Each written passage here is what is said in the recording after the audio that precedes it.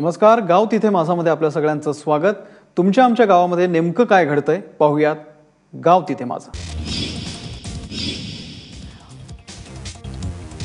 अहमदनगरमध्ये वाळूच्या भरधाव डंपरनं कारला चिरडले। नेवासा तालुक्यात कुकाणा परिसरामध्ये 10च्या सुमारास हा अपघात झालाय। या अपघातामध्ये एका तरुणाचा मृत्यू झालाय तर 5 जण गंभीर जखमी झालेत।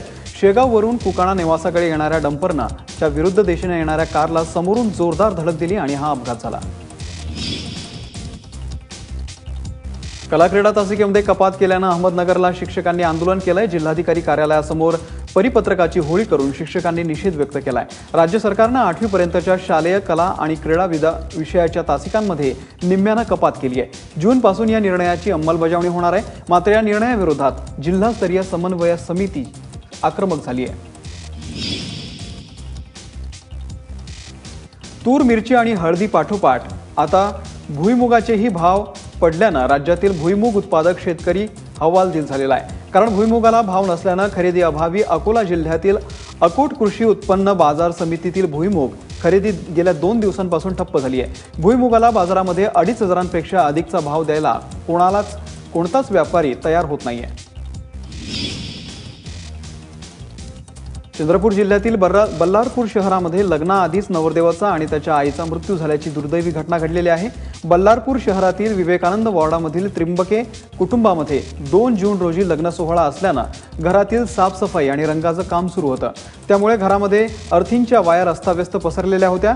त्यातील एका वायरमध्ये विद्युत करंट प्रवाहित झाला होता आणि या अर्थिंगच्या वायरचा छबुताईंना करंट लागला आणि त्या जमिनीवर कोसळल्या। धुळ्याचे माजी आमदार शरद पाटील यांनी धरणाचं पाणी न सोडल्यास जिल्हाधिकाऱ्यांना घेराव घालण्याच्या इशाऱ्यानंतर पाटबंधारे विभागानं अखेर सोमवारी दुपारी 2च्या सुमारास अक्कलपाडा धरणातून पाणी सोडलंय। अक्कलपाडा धरणातून 70 क्युसेक पाण्याचं आवर्तन सुरू झालंय। धरणातून सोडण्यात आलेल्या या पाण्याचा प्रवाह 8 दिवस सुरू राहणार आहे। परिणामी 60 किलोमीटर अंतरापर्यंत असलेल्या पांझरा नदी काठावरील किमान 50 गावांचा पिण्याच्या पाण्याचा, शेतीच्या पाण्याचा प्रश्न सुटणार आहे।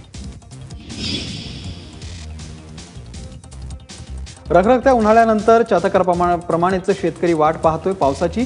कारण पाऊस पडल्यानंतर तो पेरणीपूर्व मशागतीच्या शेती कामांची तयारी करत असतो।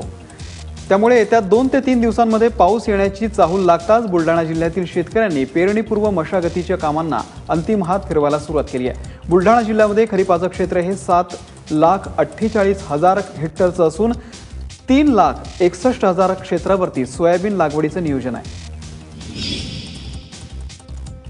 यंदा राज्यामध्ये समाधानकारक पाऊस होणार असल्याचं हवामान विभागातर्फे जाहीर करण्यात आलंय। त्यामुळे चिंतातूर असलेल्या शेतकऱ्यांच्या चेहऱ्यावरती समाधानाबरोबरच आत्मविश्वास द्विगुणित झाल्याचं चित्र दिसतंय।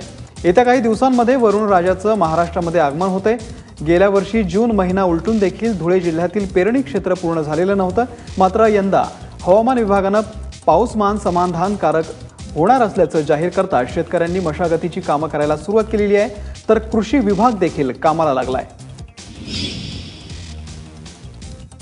पावसाळा अवघ्या काही दिवसांवरती येऊन ठेपला असल्यानं रायगड जिल्ह्यामध्ये शेतीच्या कामाची लगबग सुरू झालेली आहे। तर पेरणीच्या आणि शेतीच्या मशागतीच्या कामाला वेग आला असून बियाणं खरेदीसाठी शेतकरी गर्दी करू लागले आहेत।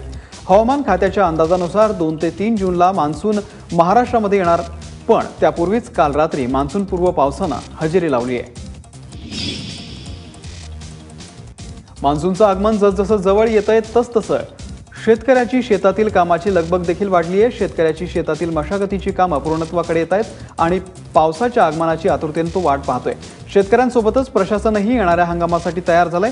जिल्ह्याला आवश्यक असलेले खते आणि बियाणाचा पूर्ण साठा उपलब्ध करण्यात आलेला आहे।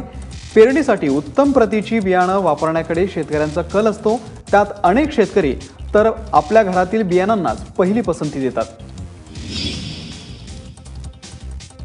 विधानसभेचे माजी अध्यक्ष, राष्ट्रवादीचे ज्येष्ठ नेते अरुणभाई गुजराती यांचा अमृत महोत्सव जळगाव जिल्ह्यातील चोपडा गावी संपन्न झाला। या कार्यक्रमाला मुख्यमंत्री देवेंद्र फडणवीस, राष्ट्रवादीचे ज्येष्ठ नेते शरद पवार, चंद्रकांत पाटील, एकनाथ खडसे, हरिभाऊ बागडे, रामदास आठवले, गिरीश महाजन, अमरीश पटेल, गुलाबराव पाटील यांच्यासह अनेक दिग्गज नेत्यांनी हजेरी लावली होती।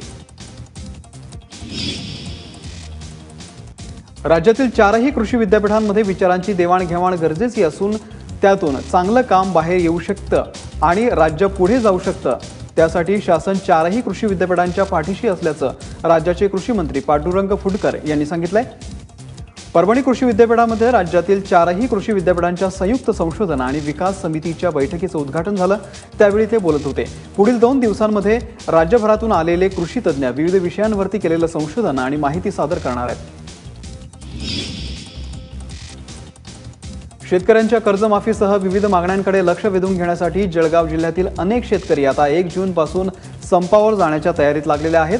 आपल्या मागण्यांकडे शासनानं गांभीर्यानं पाहावं यासाठी शेतकऱ्यांनी कर्जमाफी व्हावी, स्वामीनाथन आयोगाच्या शिफारसीनुसार उत्पादन खर्चावरती आधारित 50% नफा मिळावा, ठिबक आणि तुषार सिंचनासाठी 100% अनुदान मिळावं, शेतकऱ्यांना 60 वर्ष वयानंतर पेन्शन लागू करावी यासह अनेक मागण्यांचं निवेदन जळगाव जिल्हा शेतकरी कृषी समितीतर्फे जिल्हाधिकाऱ्यांना देण्यात आलाय आणि मागण्या मान्य न झाल्यास 1 जून पासून बेमुदत संपाचा इशाराही या निवेदनातून देण्यात आलाय।